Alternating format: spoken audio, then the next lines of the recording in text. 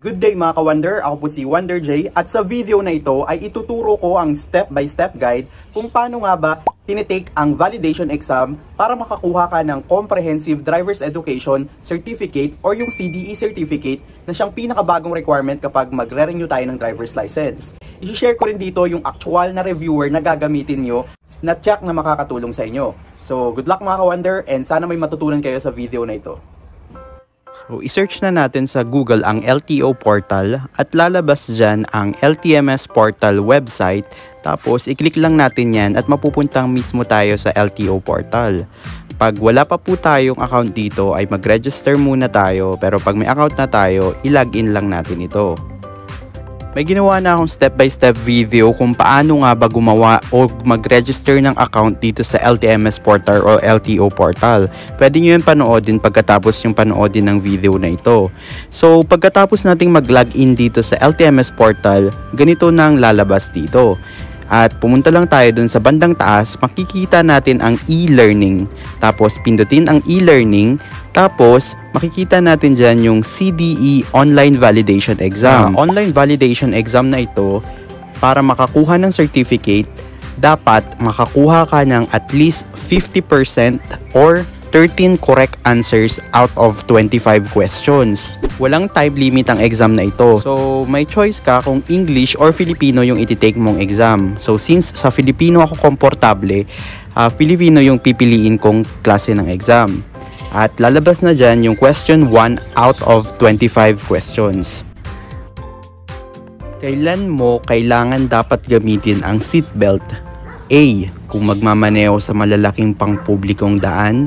B. Kung nagmamaneho ng 10 km pataas. C. Bago umabante. Ang aking sagot ay letter C. Bago umabante. Number 2. Anong kulay ng ilaw ang maaaring idagdag sa harap ng sasakyan? A. Kahit anong kulay ay maaari. B. Pula. C. Puti o dilawang puti. Ang aking sagot ay C. Puti o dilawang puti. Number 3. Ilang taon ang maaaring ibigay na lisensya sa isang driver na mayroong traffic violation? A. 10 taon na lisensya. B.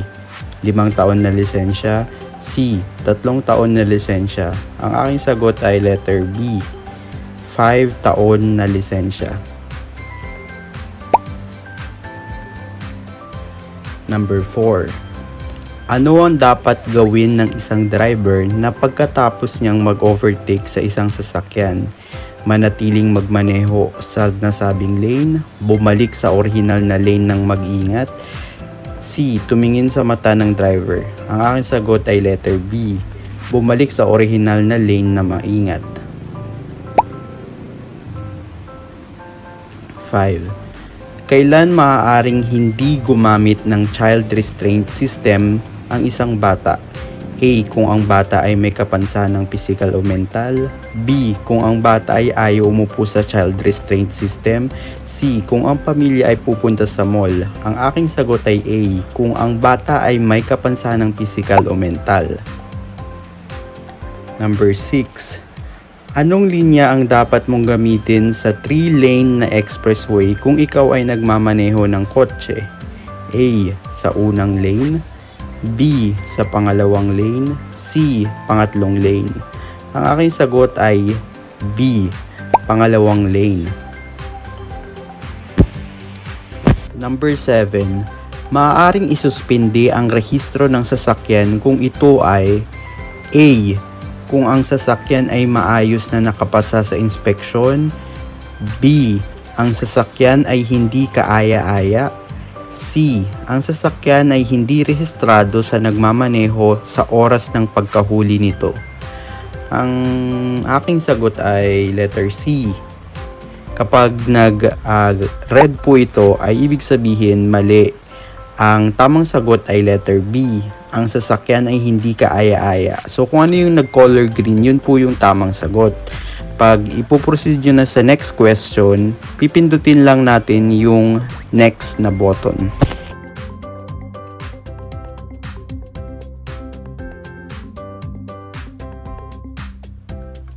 Question number 8. Kailan maaaring gumamit ng telepono habang nagmamaneho? A. Tawagan ng kapatid upang isara ang mga pinto bago matulog. B. Tawagan ng mga otoridad para ipaalam ang sirang traffic light. C. Pagtawag sa mga otoridad para i-report ang krimen o aksidente. Ang aking sagot, letter C. Pagtawag sa mga otoridad para i-report ang krimen. Question number 9. Maaari bang bigyan ng 10 taon na lisensya ang isang driver kung ito ay mayroong huli o traffic violation? A. Hindi. B. Oo. C. Oo kung ang penalty ay nabayaran 15 taon bago mag-renew. Ang aking sagot ay hindi. Number 10. Kailan maaaring mag-overtake sa isang kurbada? Letter A. Kung ang nakikita ng driver ay nasa 1 kilometro o at kung ang kalsada ay walang guhit na nagbabawal mag-overtake. B. Anumang oras na gusto ng driver na mag-overtake. C. Kung ang driver ay makikita niya 150 na metro at walang senyal sa kalsada na nagbabawal dito. Ang aking sagot ay letter C. Kung ang driver ay makikita niya na 150 na metro at walang senyal sa kalsada na nagbabawal dito.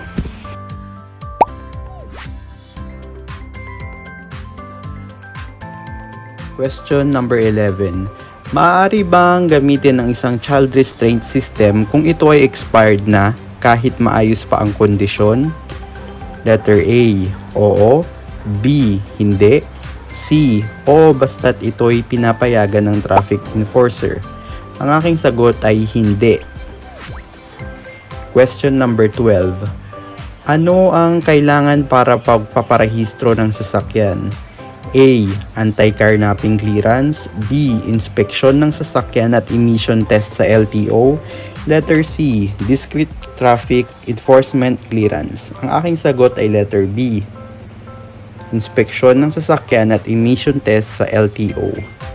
Question number 13. Ilang oras maaaring gamitin ang temporary operator's permit sa pagmamaneho? 72 oras, 48 oras, 24 na oras. Ang sagot ay 72 oras. Ano ang maaaring ibigay na klasifikasyon ng lisensya sa mga bagong aplikante nito? A. Professional driver's license. B. Non-professional driver's license. C. Kahit alin sa dalawa. Ang sagot, non-professional driver's license. Question number 15. Ang 30 araw ng suspension ng lisensya sa pagmamaneho ay ipapataw kung A. Kung ang paglabag sa trapiko ay mabigat. B. Kung nabigo ang driver, nabayaran ang kaukulang multa sa loob ng 15 araw. C. Kung nabigo ang driver, nabayaran ang kaukulang multa sa loob ng 72 na oras. Ang aking sagot, letter B. Kung nabigo ang driver, nabayaran ang kaukulang multa sa loob ng 15 araw. Question number 16. Ilang pulgada maaaring maglagay ng telepono mula sa dashboard ng sasakyan? A. 2 pulgada. B. 4 na pulgada. C. 6 na pulgada. Ang aking sagot, 4 na pulgada. Ang iyong lisensya ay nag-expired na. Pinahihintulutan ka bang magmaneho sa pinakamalapit na LTO upang i-renew ang iyong lisensya? Oo, basta sumunod ka sa batas. Hindi. Letter C. Oo, basta dumiretso ka sa pinakamalapit na tanggapan ng LTO at huwag hihinto sa daan. Ang aking sagot, letter B. Hindi.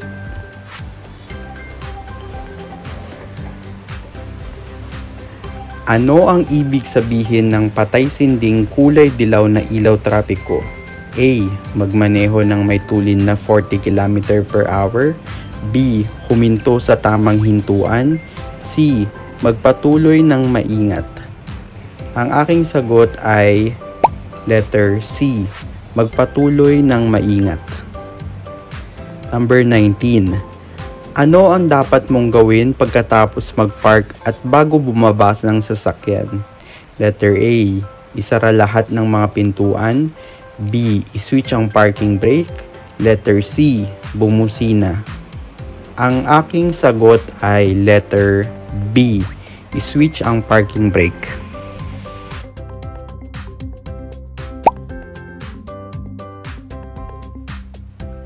Question number 20.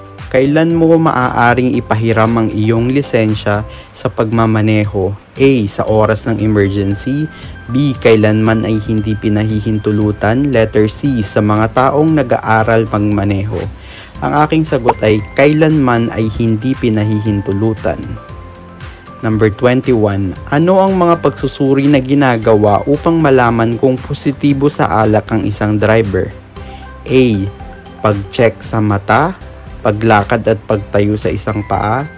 B. Pag-check sa mata, diretsyong pagtakbo, luksong lundag. C. Pagbabasa, pag-awit sa lupang hinirang at pag-inom ng 1 litrong tubig. Ang aking sagot ay letter A. Pag-check sa mata, paglakad at pagtayo sa isang paa. Question number 22. Ano ang dapat na kulay ng headlight? A. Kahit anong kulay ay maaari. B. Pula. C. Puti o dilawang puti. Ang aking sagot letter C. Puti o dilawang puti.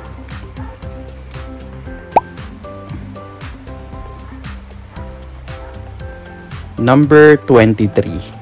Sino ang di sakop sa ilalim ng Republic Act No. 10666 o Children's Safety on Motorcycle Act? Mga batang papasok sa paaralan, mga batang nangangailangan ng agarang atensyong medikal, or lahat ng nabanggit? Ang aking sagot is letter B. Question number 24. Saan mo maaaring ireklamo o i-contest ang pagkakahuli sa'yo? Letter A. Sa tanggapan ng adjudikasyon. Letter B. Sa kalsada bago umalis ang enforcer. Or letter C. Sa alinmang tanggapan ng adjudikasyon.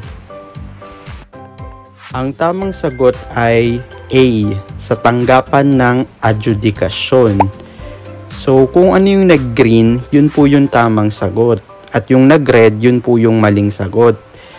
So, i-scroll down nyo lang at makikita nyo yung next button para mag-proceed sa next question. Last question, number 25. Ang isang kompartamento na nakakabit sa gilid ng motorsiklo na hindi tataas sa upuan ng motorsiklo na itinuturing na accessory nito. A. Top box. B. Customized top box. C. Saddlebags or bags. Letter C. Saddlebag or bags ang tamang sagot. So makikita natin dito na kinongratulate po tayo at naipasa daw natin ang CDE Online Validation Exam with 92% na tamang sagot. Bago tayo magpunta sa LTO para magpa-renew ay kailangan nating i-print ang certificate na binigay dito. So ito po yung online validation exam na certificate na binigay po sa atin. Naka-indicate dyan ng ating pangalan, LTO client ID, score, at exam date. So, nandyan din ang result, which is pass, certificate number, at sa baba nito ay may note na nakalagay dito. This certificate can be used for license renewal in the LTMS driver's license system. Pero paano naman kung bumagsak ka sa online validation exam na ito? Pwede mong ulit-ulitin ito hanggang sa makapasa ka. So pumunta ulit sa e-learning, pindutin ang CDE Online Validation Exam, tapos i-retake mo na lang yung exam na ito hanggang sa Sana ay may natutunan ka sa video na ito at good luck sa lahat ng magti-take ng CDE Online Validation Exam. Ako po ulit si Wonder J, nagsasabing ingat mga ka-Wonder and see you on my next vlog. Bye-bye!